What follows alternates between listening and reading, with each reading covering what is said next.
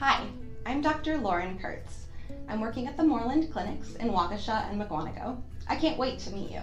Growing up, I had the good fortune to witness my father as a role model and a physician. And even though he tried hard to convince me to choose another profession because he wanted to be sure that I was making my own decision and not feeling any pressure from him or my mom, he did not stand a chance, and medicine was something that I was determined to pursue. I was born in Milwaukee, but I only lived there until I was 2 years old, so I have no conscious memories of the place until I returned for residency. I grew up in southern Minnesota, which is what I consider home. I went to college also in southern Minnesota, and then finally for medical school, I moved to Omaha, Nebraska, which turns out is a lovely place to be. Now, back here in Wisconsin, my husband and I are happy to call this our home. My favorite thing about being an OB-GYN is being a part of women's journeys in which they learn to have confidence or to believe in themselves. Sometimes it's a woman who was definitely going to get that epidural, but she arrives at the hospital at 9 centimeters and doesn't have time for it.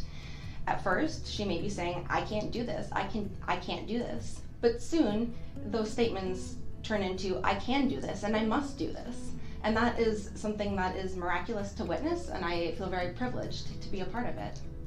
Sometimes it's a postmenopausal woman who's coming to the clinic with a topic that they haven't ever spoken to anyone about before. And they may have heard a friend or a relative discussing the sensitive issue, but they never knew that it was something that affected more than them. I won the Medical College of Wisconsin Affiliated Hospitals House Staff Teaching Award for required rotations 2 years in a row. So that's an award that's selected by the graduating medical class each year, and they give it to one resident they worked with during required rotations during their 3rd year of medical school.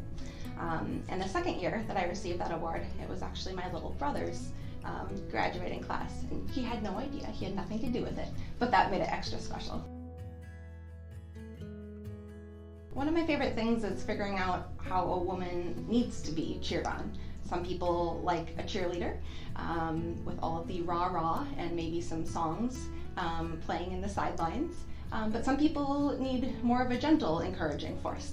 And I love to try to get to know a woman throughout the course of her labor, and then be the type of cheerleader that she needs me to be.